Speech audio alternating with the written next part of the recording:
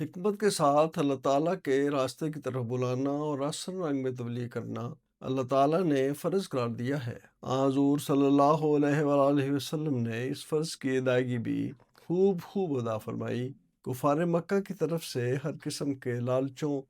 اور دنیا کی دولتوں کو ٹھکرا کر آپ نے یہ جواب دیا کہ اگر تم میرے ایک ہاتھ پر سورج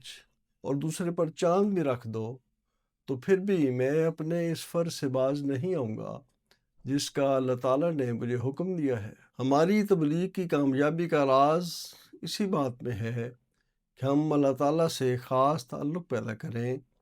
اور حضور صلی اللہ علیہ وآلہ وسلم کے اسوہ حسنہ